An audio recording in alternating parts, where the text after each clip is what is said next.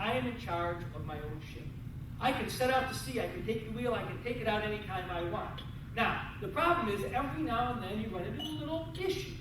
Like, for example, the occasional mishap, or occasionally a little unfortunate bad luck. Sometimes it's just not consulting a map properly. Or occasionally it's a big thing, like hubris leading to overconfidence. And of course, every now and then it's something silly like just having a really bad travel agent. I think sometimes being successful requires changing the way you think, changing your brain. When I started doing In the Company of Strangers in 2001, people would say, "What do you do for a living?" And at the time I was videotaping legal depositions for a court reporting firm. And I would say, "I'm a legal videographer and I want to be a filmmaker." And then I read in a book by Tony Robbins that the brain doesn't know the difference between what is real and what is vividly imagined.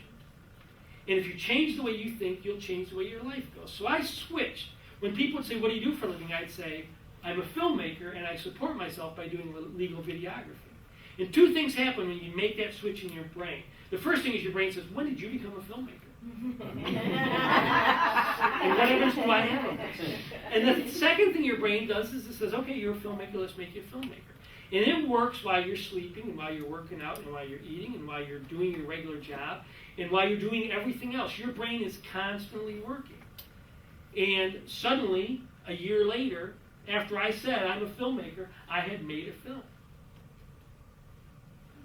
You have to believe in yourself. I love this phrase. People will say, "I'll believe it when I see it." I like to switch that around. To say, "I'll see it when I believe it." The whole year I was working on my film, every day I would get up when I take my shower. I would go in the shower and I would do the speech that I was going to do at the premiere of my movie.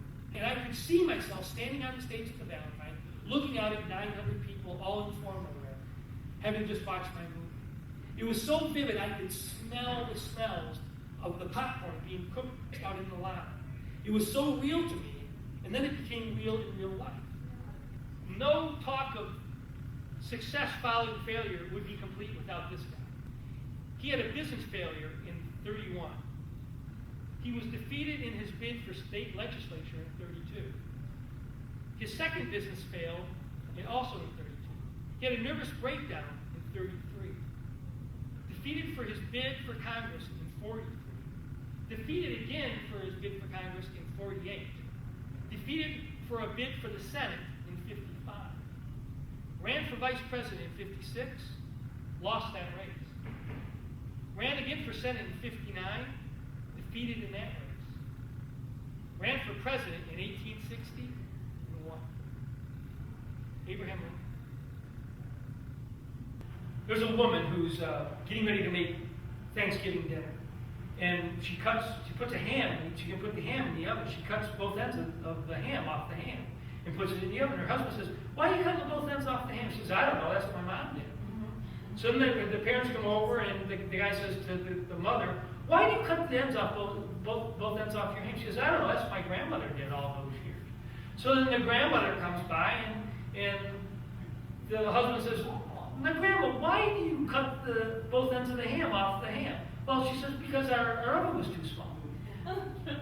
People do things that they get comfortable with just because they're comfortable.